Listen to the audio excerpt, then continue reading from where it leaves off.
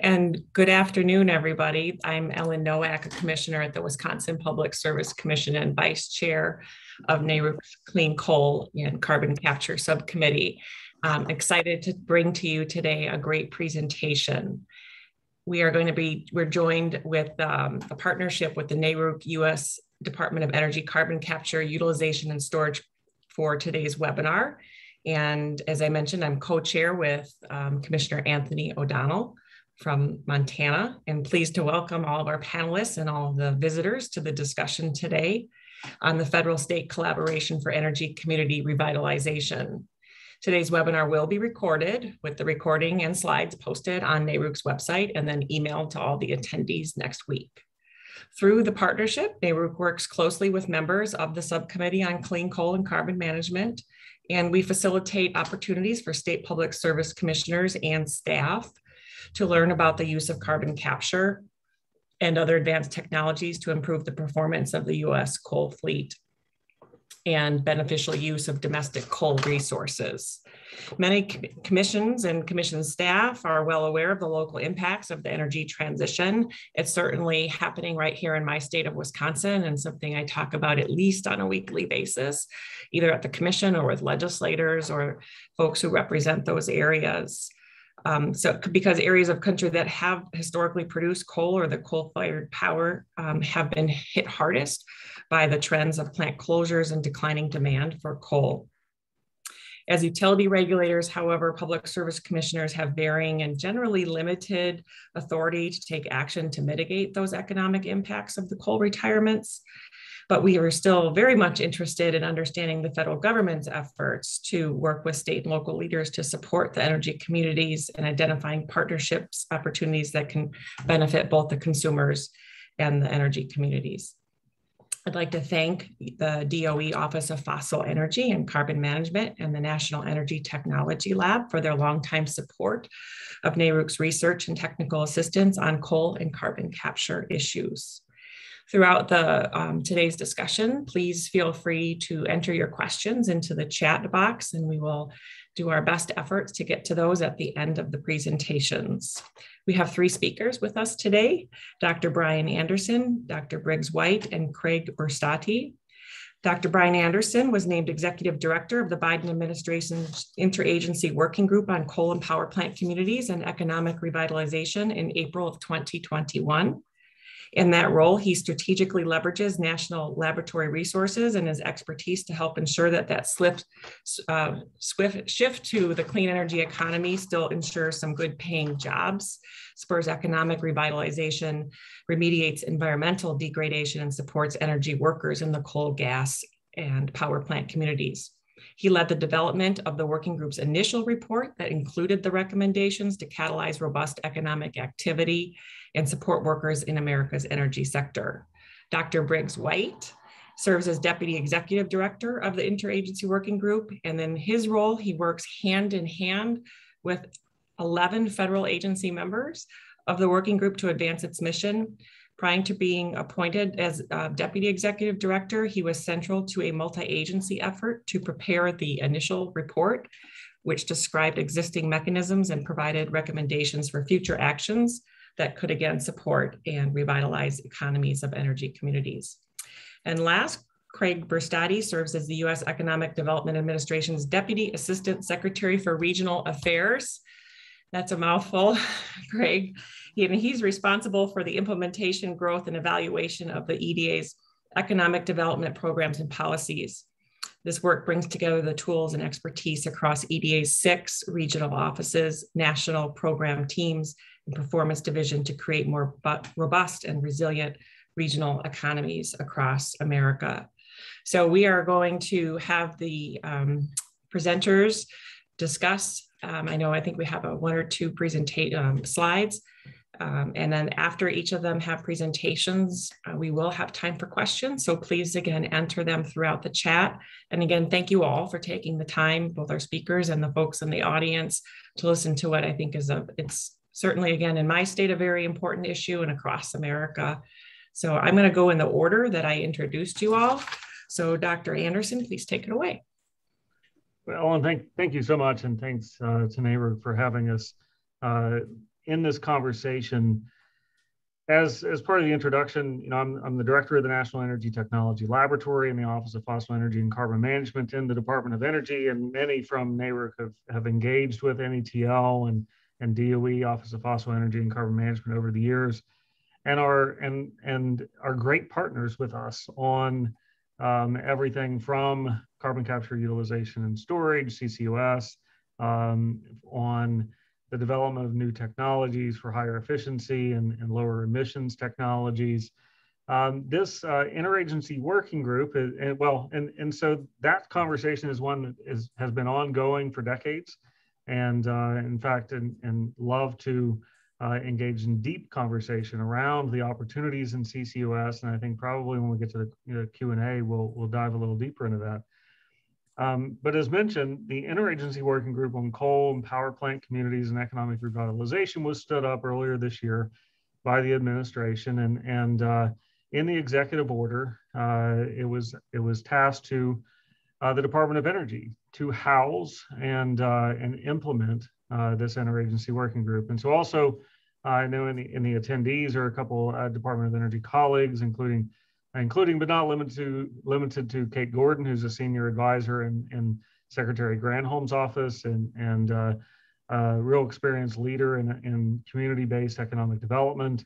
And we also have a team at a high level in the DOE and Karen Skelton, as well as across the other agencies. And I'm going to share a few slides. I'm going to keep my comments pretty brief, really setting the stage, hopefully setting the stage for Craig, because the real meat of where we're going in the Interagency Working Group is to create impact in our energy communities, as highlighted in the opening. So I'm going to bring up my slides.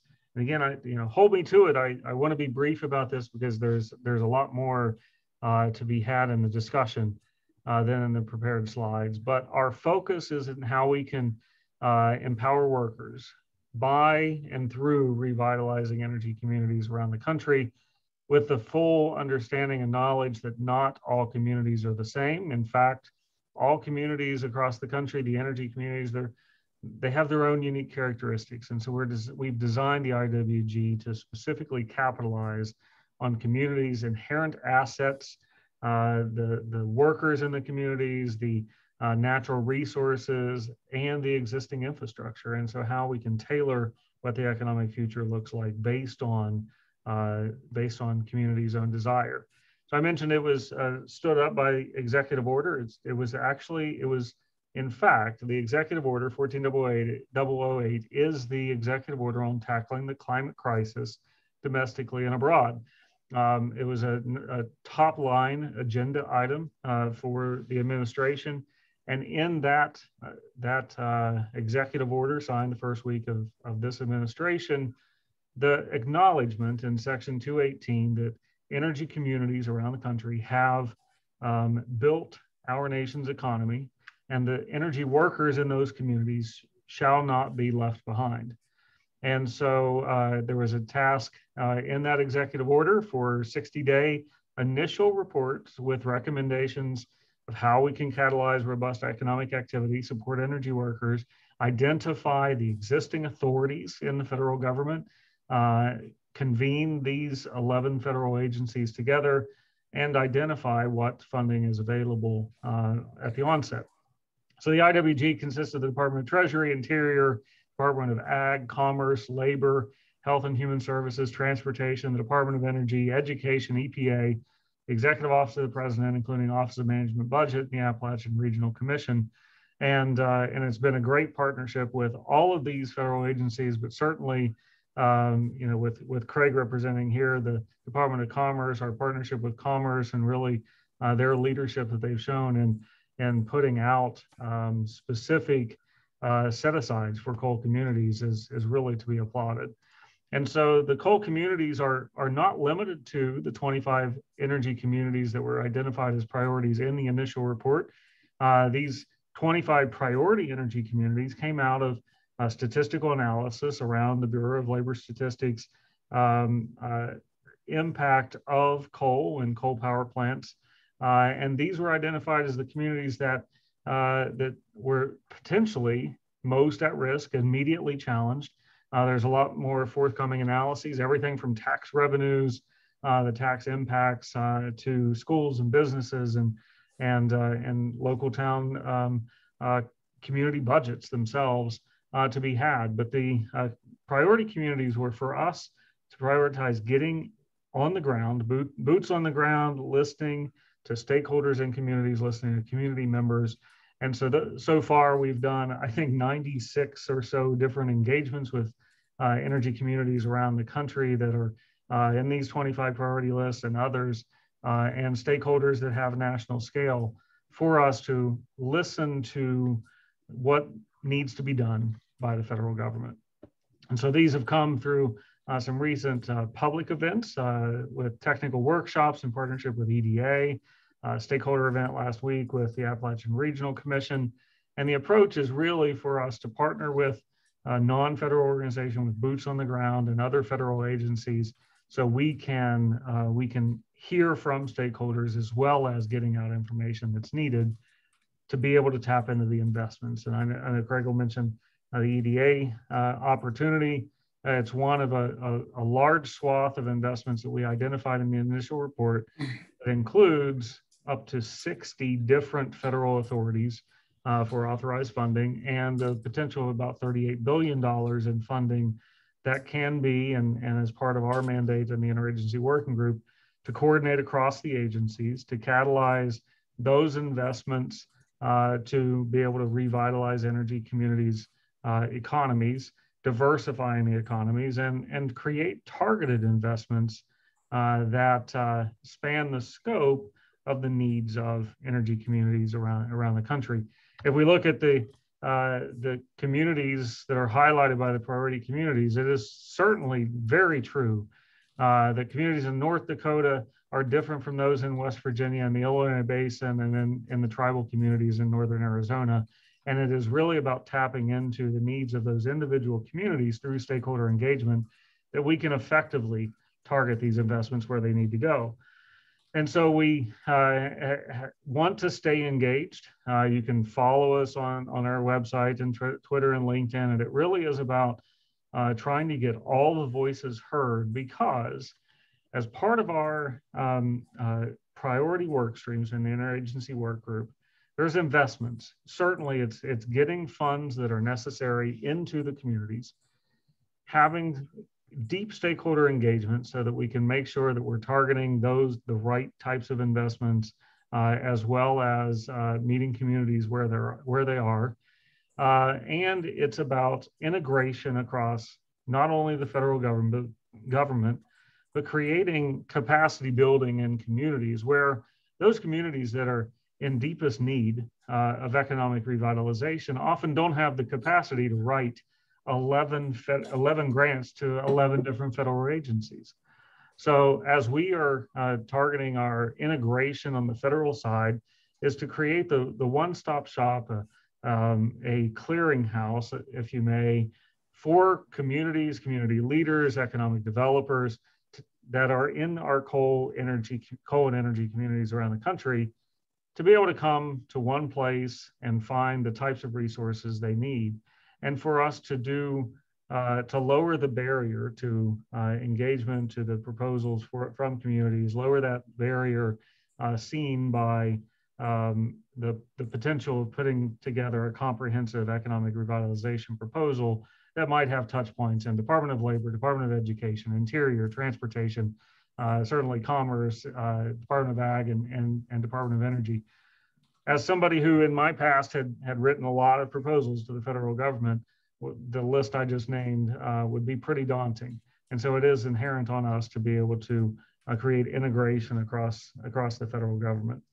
Another big call to action for us in all of our stakeholder engagement is to continue to gather information. And that's what we hope can create a two-way conversation with the NARUC folks here, because it is really important for us to get feedback and to build coalitions that can help support matching funds for federal grant opportunities.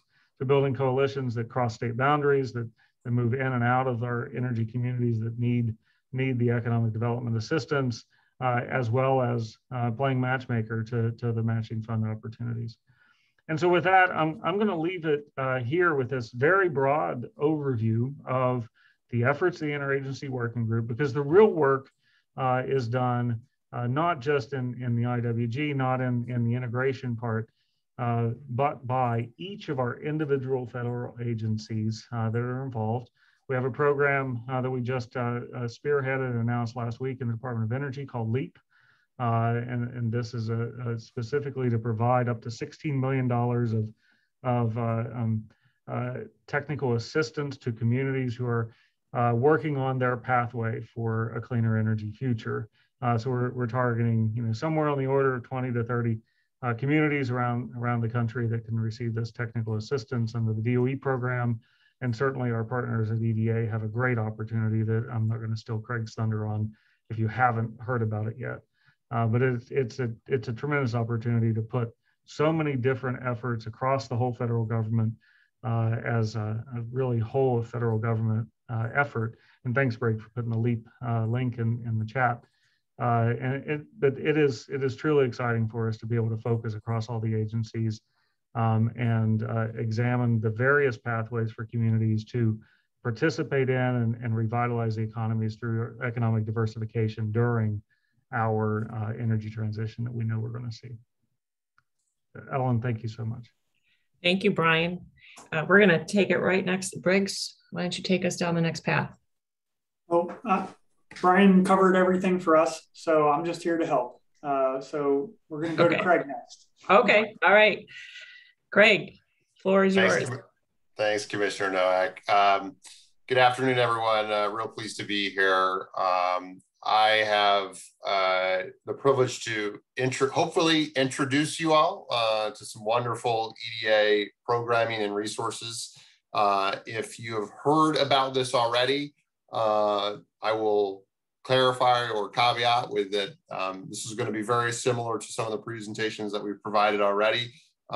So that means hopefully I've got some experts on the line if you've already seen it. Bear with me for 1 second while I pull up my screen and we'll dive right in.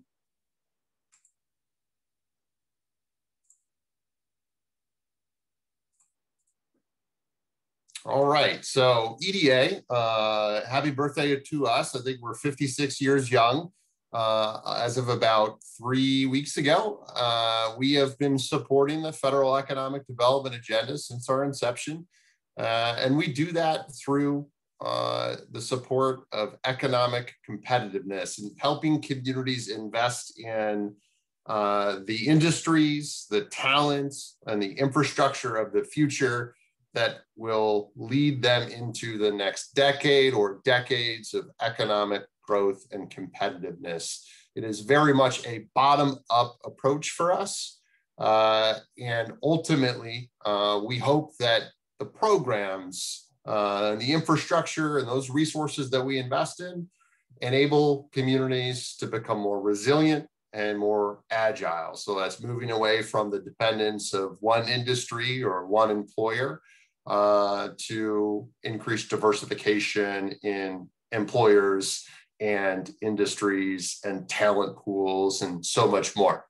And that mission is supported through our current investment priorities, most recently updated to reflect the needs of the time as we recover from the economic crisis created by the pandemic, but also the times that we're in, not just very urgent and contemporary because of the moment in the economy, but where we're at the moment globally and thinking about some of the longer term transitions needed. So with that, I'll highlight 3 investment priorities for EDA right now. 1, equity. Number 5 down here, technology-based economic development, and also environmentally sustainable economic development. We have an opportunity to recover and build back better, build a more equitable, diverse economy. And I think EDA for diversity, it's really important to clarify that this is both for all citizens, no matter where you're at and who you are.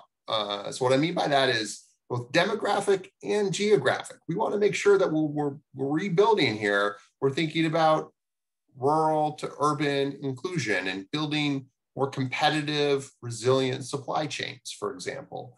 And down here on technology-based economic development, when we think about some of that, on that note of rural to urban connectivity, I know that all sectors right now are being disrupted as we navigate this fourth industrial revolution driven by technology, internet, and so much more.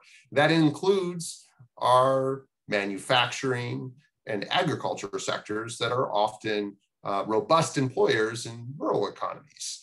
And technology-based economic development, urban, rural, suburban, you name it, it is impacting all of our communities right now. And it's an exciting opportunity, and why EDA has committed to it as an investment priority in our programming. And for similar reasons, environmentally sustainable development, we want to make sure that when we're thinking about economic development and we're thinking about the roads, power systems, generation systems, our grids, and just the buildings that we're helping support and create, that they're greener and more sustainable, but also the softer stuff as well.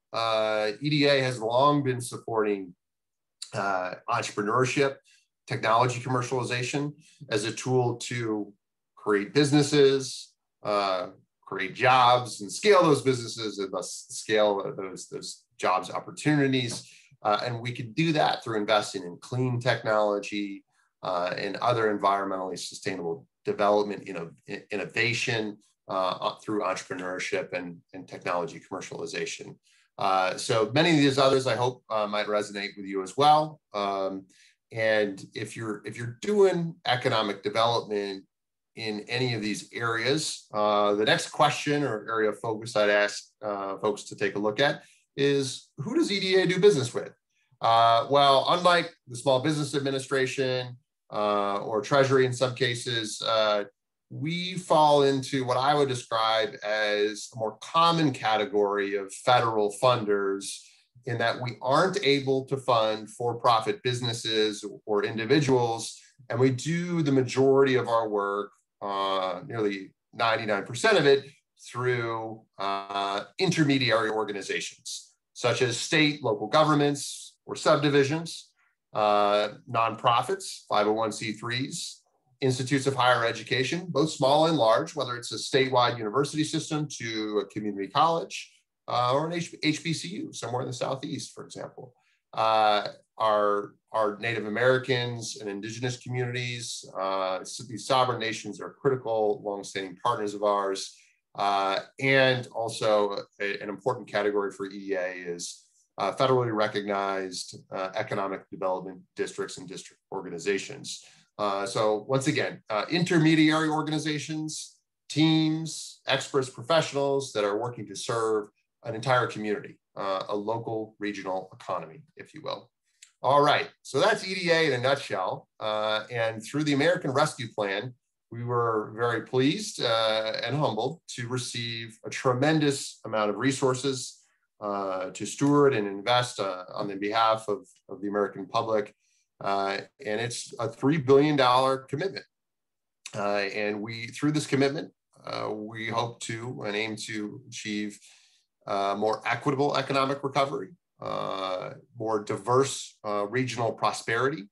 Talked about this urban and rural commitment that we have, creating better paying quality jobs and accelerating economic recovery that has in the communities that have been hit hardest most. But also, I would just summarize this as with every crisis comes an opportunity. And this is a historic opportunity for EDA. We recently, in recent years, our typical annual budget, notwithstanding supplementals for disaster recovery, for hurricanes, tornadoes, a regular annual appropriations has been around 350 to 400 million. So this is quite a substantial amount of economic development resources, and it has enabled us to create a transformative portfolio. Across the $3 billion, we have designed and are executing 6 programs. I'll talk about 2 of them in depth shortly, but I do want to give folks the array of economic development work that is underway today at EDA. So yes, all of these are active, live, and open competitions right now. Number 1 here, you see a travel, tourism, and outdoor recreation program. Congress appropriated $750 million of the $3 billion to help communities support and accelerate their economic recovery in the travel and tourism and outdoor recreation industries, the hardest hit industry from the pandemic. So that's number 1. Number 2, as we work to create better jobs and economic recovery, we want to focus on the training, the workforce training systems that enable efficient, modern training and placement activities in regional economies. And I just want to kind of foot stomp this right here, that this one is all about strengthening regional systems, workforce training systems. So think statewide or region-wide efforts to support manufacturing sectors, for example, or services sectors and more. A real opportunity to make transformational investments in workforce systems at the $5 to $25 million mark is what we're estimating here across 25 or so workforce training systems. Third, probably our most flexible tool, what we're most well known for, is our Economic Adjustment and Assistance Program. I'll talk about this one in depth shortly, so I'll save remarks for this. But in this $500 million for EAA, as we call it, Economic Adjustment and Assistance, we have committed to a $200 million investment in coal communities. So $200 million of this $500 million, EDA will invest in coal communities. A 4th program for our indigenous communities. This is exclusive to our indigenous populations and very similar to the Economic Adjustment and Assistance Program, but the only eligible applicants here are indigenous communities. Number 4, this is the big one, probably catching the most attention, I'll admit. The Build Back Better Regional Challenge. It is slotted for $1 billion total, where we hope to invest a majority of that, $970 million of it, to 20 to 30 regions. This will be done in a 2-phased approach. The first phase, which will be approximately $30 million in planning and technical assistance awards, will help around 50 to 60 communities prepare for this transformational investment. And again, this is the second one that I'll dive into details shortly. And last, a statewide planning, research, and networks program. All 59 states and U.S. territories have already been invited to receive a non-competitive $1 million planning grant. We want states to use those resources to help them create meaningful economic recovery plans, or use them in ways to think about their economic future. That could be broadband connectivity, energy resilience, and diversification. It could be a statewide workforce development analysis. Either way, EDA is excited to see all states and territories leverage $1 million in non-competitive funding for transformational, future-focused economic competitiveness planning. All right, so across those 2 programs that I mentioned, the Economic Adjustment and Assistance Program and the Build Back Better Regional Challenge, is our coal communities commitment, totaling $300 million. And before I go into this, I do want to clarify, folks, that these 2 are not the only 2 programs that coal communities can participate in. If a coal community is eligible and perhaps has a travel and tourism program, or effort to support, which we're finding is very common and popular for these types of communities, given some of the exciting outdoor recreation and travel that is happening in coal communities. We want to encourage that. So coal communities, when their proposals and communities are eligible across the whole program array here, but our commitment, our $300 million commitment, will be coming from these two communities. These two programs, the Economic Adjustment and Assistance Program and the Buildback Better Regional Challenge. I think what I'd want to foot stomp here for folks is that we hope that the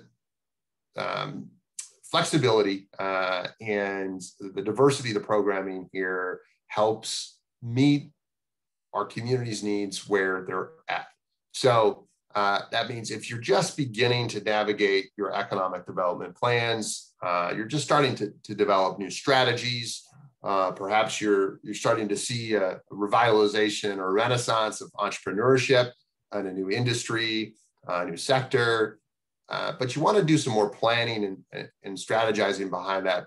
Maybe a planning and technical assistance grant might help get you to a more robust or confident starting point. But also, if you're ready to execute and you have plans locked in and you know what the gaps and opportunities are in your communities, we have implementation and building dollars as well. And I'll talk about what those look like. But I also want to highlight that in our state planning, research, and networks grant competition, we do have a smaller, lesser known grant program that is looking to support networks of practice. So EDA will be supporting the development of networks of practice across economic development interest groups or areas of focus. And we hope to launch a coal community economic development network of practice in the coming months. So if you're interested and you have perhaps a national group or coalition of organizations that might be interested in participating, please take a look at that. Research networks, state planning, research and networks notice of funding opportunity. Okay. The last thing I'll mention is an eligibility or qualification for a coal community is that we actually do not have a specific static list of eligible coal communities. And reason being is the economic conditions are very fluid, and we look at not just the communities that are on the production side, but also the manufacturing, supplies, and the supply chain side. So there's secondary and tertiary links here, economic links here, where communities could be far outside of a mine or a production or a coal burning plant, but be impacted by the economic transitions. And because of that, we just encourage you to check out our website and take a look at some of the considerations, and then get in touch with us if you think that you fall within this category and we can help you a little bit more.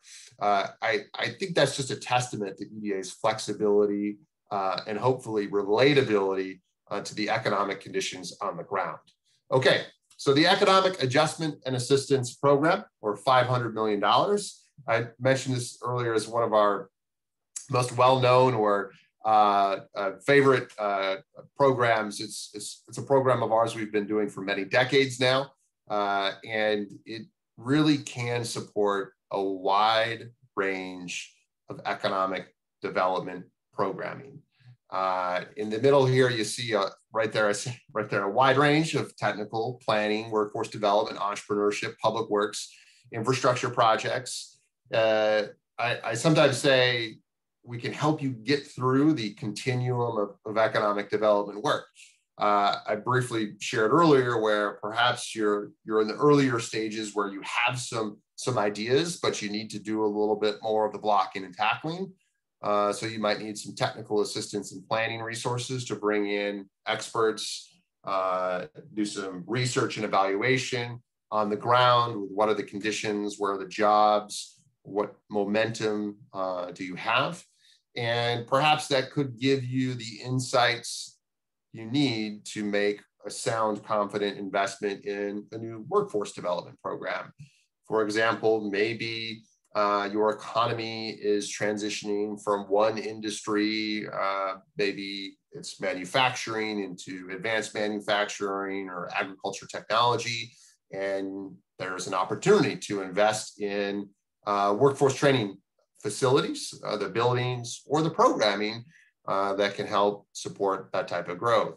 Similarly, if new sectors are growing or desired growth, oftentimes that is led by America's hard-charging, adventurous entrepreneurs, and EDA can support entrepreneurship, both in building out entrepreneurship centers. We've been doing that in partnership with our universities and HBCUs and community colleges, but also nonprofits and some of the programming too. So thinking about if we're building places for entrepreneurs to learn, build, and grow businesses, it's often best accompanied by mentorship support, programming, business advice, and so on and so forth. Before I transition on this, I just want to highlight that this is already open. So this $500 million program is already receiving applications. Congress has given us a very bold and important goal to invest these resources as quickly as possible to help the economy recover and get our regions and communities up and moving again. So the goal for all of these funds, this program and the next one I'm going to mention, is to have all obligations or awards made by September of 2022.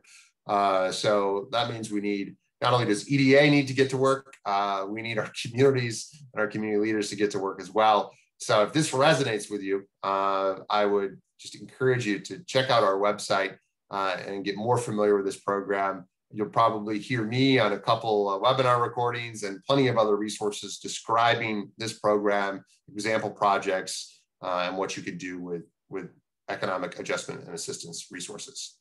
Okay, but the big one, the star of today's webinar, I hope folks recognize, is the Build Back Better Regional Challenge, where we're looking to really create some inspiration and instigation to get folks charged towards that moonshot economic development goal.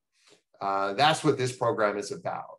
How can EDA invest in 3 to 8 aligned projects across a region to support a regional growth cluster that's going to bring new prosperity, new business activity and growth to a region that otherwise would have taken years to achieve. EDA over the years has supported all sorts of projects. You just heard from me on the Economic Adjustment and Assistance Program. And you hopefully know that, by now at least, that we can support planning, we can support infrastructure, revitalization and development, we can support workforce development, and certainly entrepreneurship and innovation. And the Build Back Better Regional Challenge just hopes to do this all at once in a transformational way, where regions can rally around some exciting opportunities.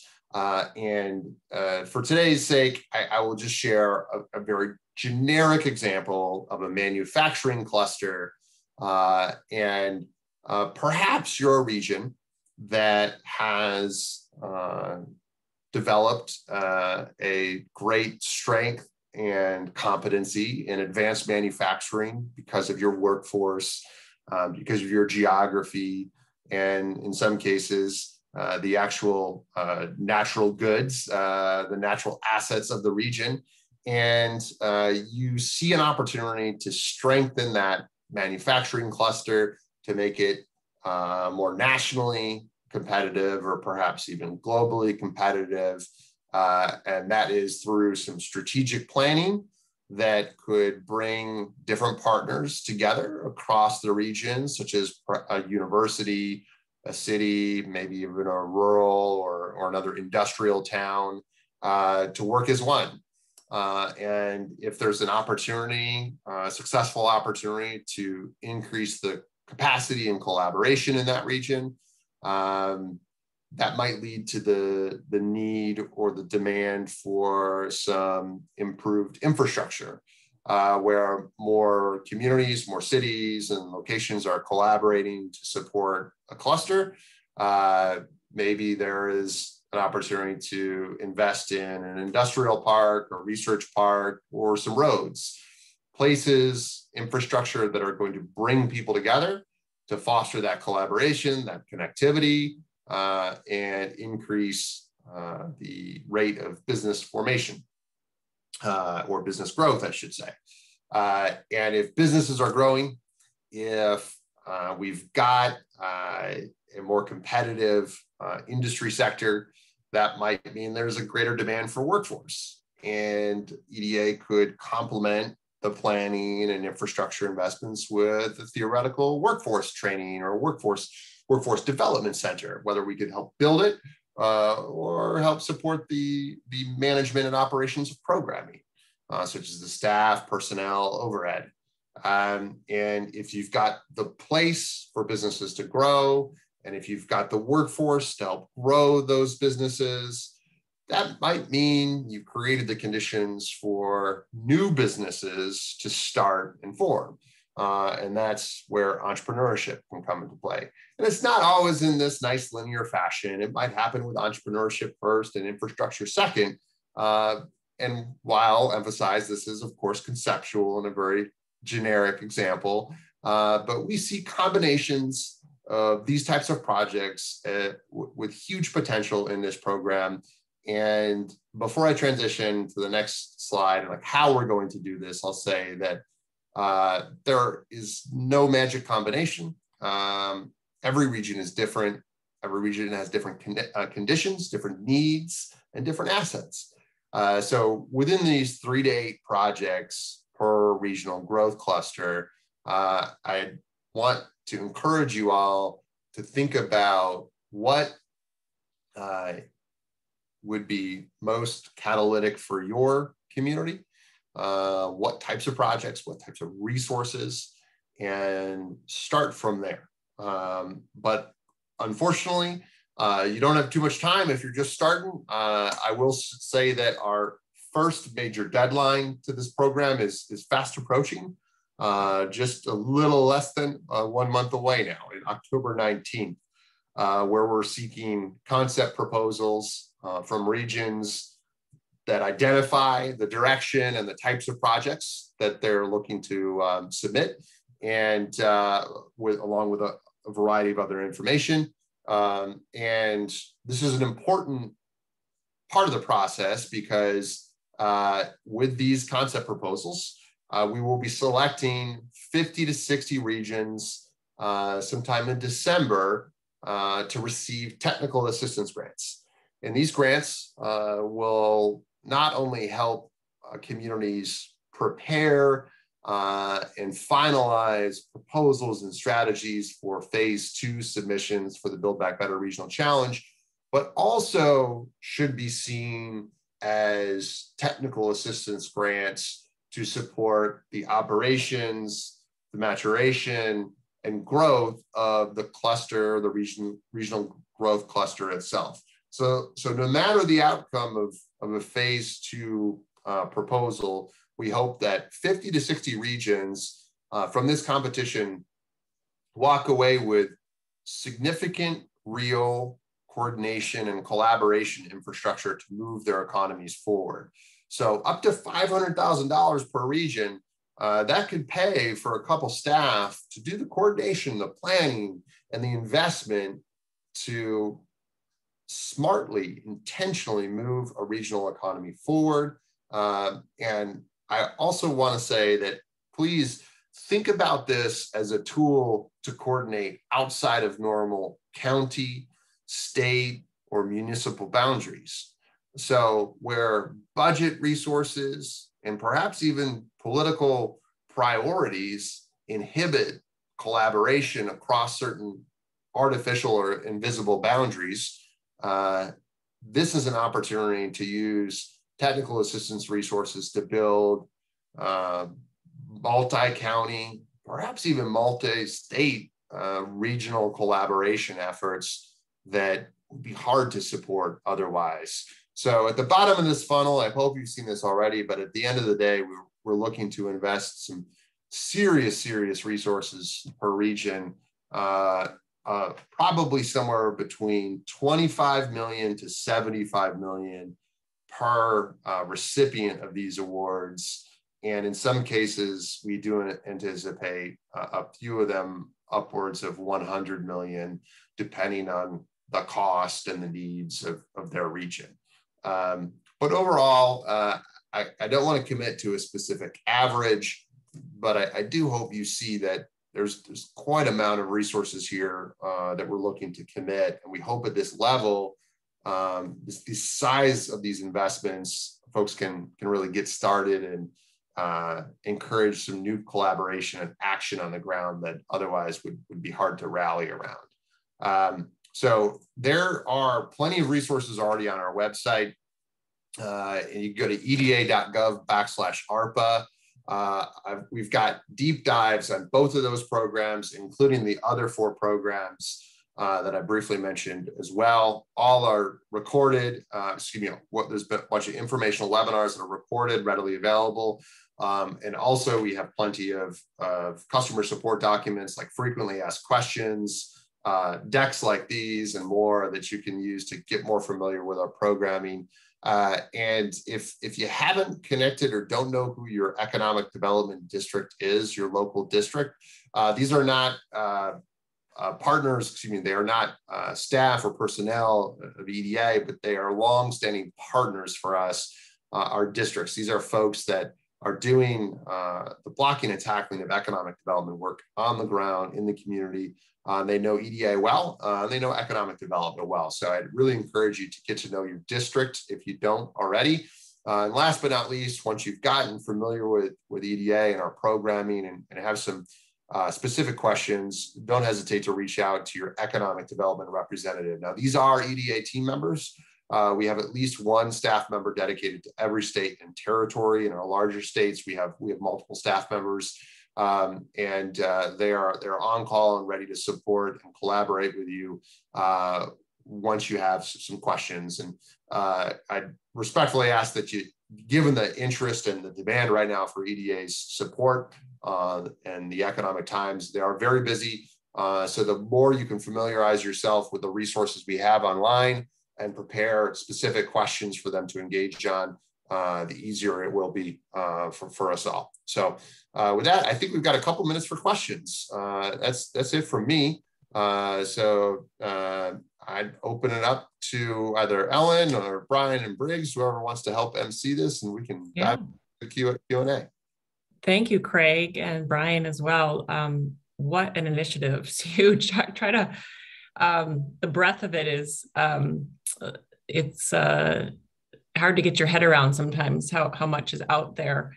And I'm glad you're getting a really good response, and glad that you and your teams are the ones going through all those applications, not me to do it.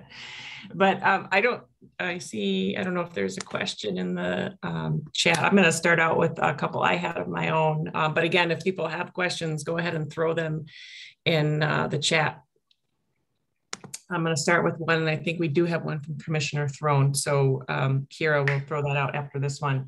I'm going to go back to Brian first, though. You've already identified the 25 communities. I know in your presentation, you said that there's some more analyses coming forward. But what can you tell us maybe now that any like common similarities among them, or any of them with really unique challenges that you're trying to, can you put some themes together? Obviously they're grappling with the loss of, a major employer, but what else can you tell us maybe that was a unique characteristic?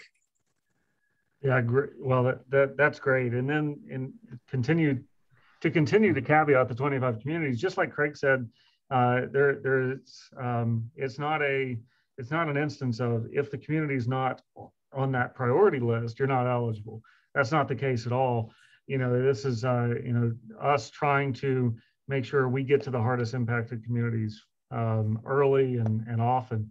And so some of the similarities we've seen, from one standpoint is there is often a cohort of good, highly trained, skilled workforce that in many cases have lost the anchor of the ability to work. And one of the themes that is coming across to some of the harder impacted communities is the immobility of the workforce. And so that's one of the bigger challenges for us, is to try to find the opportunities of, some of the communities, if it really is a sole economic source in a community that has closed its doors, then often everything from property values in the community plummet, and there isn't an influx of folks for folks to try to leave and find opportunity elsewhere.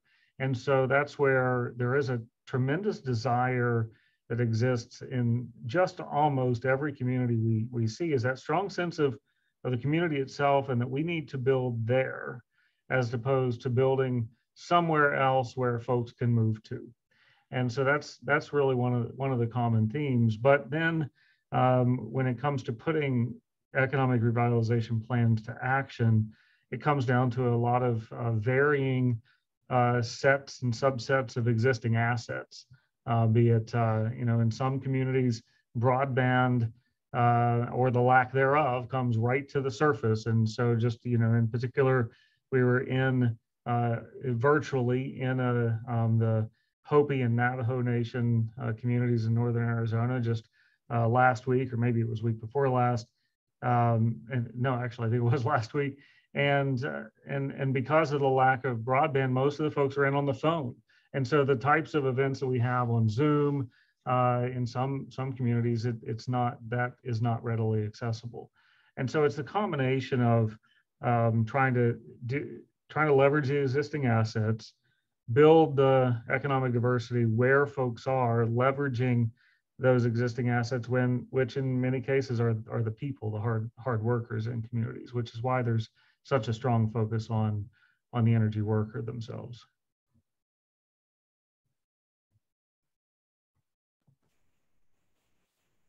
Thank you. We did have Commissioner Throne from Wyoming, a state that obviously is concerned about some loss of coal. She could not attend, but she, I hope we'll watch it later, but she did email a question or two to Kira, and Kira has that. So she's going to go ahead and read one of Commissioner Throne's questions. Thank you, Commissioner Nowak. Yes, Commissioner Throne sends her gratitude to the panel for joining today. She's sorry she had a scheduling conflict and couldn't be here, but she did want to ask a few questions. I'll just read them out. They're sort of related to each other. And Dr. Anderson or the other panelists can respond. So her first question was, has the Interagency Working Group done listening sessions? And if so, where? What's on the calendar? I know there was a slide earlier in the webinar on those, and I think Commissioner Throne would appreciate any session specifically geared to Wyoming or the Northern Rocky Mountain region. Her second question was, has the working group done any outreach to utilities that are in the process of formulating their own transition plans? Commissioner Throne points out that she gets the sense there are a lot of entities that are working towards the goal of community resilience and transition planning, but coordination and kind of overall direction and making sure everyone knows what everyone else is doing is obviously difficult. And lastly, she asked if the working group plans to reach out to commissions and what role they see commissions playing in this process. I know that was kind of a question that Briggs posed to us in setting up this webinar, and of course that will look different in different states, but those were the questions from the commissioner. So responses to any of those would be appreciated. Thanks. Absolutely, and in the interest of time, I'll keep them brief. First, we've done stakeholder events in a lot of places. We have engaged with some folks in Wyoming, specifically Jackson Hole Center for Global Affairs, and some others. But we welcome much more. We have some that we're working on coming up in the future in terms of the private entities, the companies, some of the public utilities themselves. That answer is yes as well. That's one of the great things about NETL is we have longstanding relationships with folks like Pacific Core and others, particularly in Wyoming and our relationships with University of Wyoming and the center there. And then, I'm sorry, what was the last one? Quickly. The last one was just on the role that you see commissions playing, how commissions can be helpful partners in this effort. Yeah, I think the commissions are really on the front lines of the energy transition itself. And so there's a tremendous opportunity to leverage the planning that goes on in the commissions, the knowledge of the individual portfolios within the commission's portfolio, and how we can then use that to leverage impacts and economic revitalization in the energy communities themselves. I would say, please feel free, any of the commissioners on here, as well as any who are not able to make it today, please share our contact information. We'd love to hear directly from you. I'd love to have an opportunity to speak with the commissioners from Wyoming and other states as well who haven't had a chance to join us today, and we continue the public dialogue.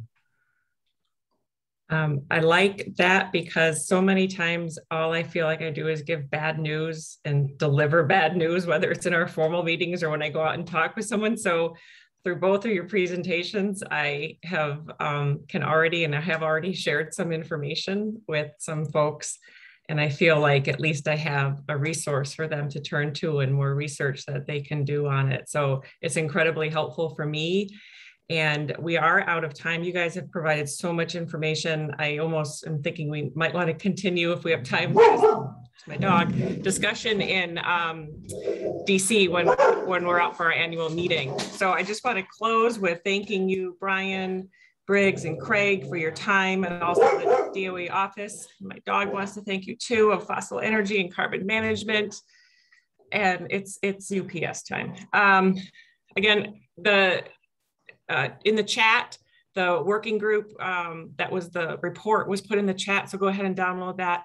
Next week, everyone that's attended, the slides will be available for all, and the recording too. So you can feel free to pass all of it along. So again, thank you for your time today. Hope to meet you all in person at some point. Thanks. Thanks. Thank you all. Bye-bye. Commissioner. Thank you, everyone.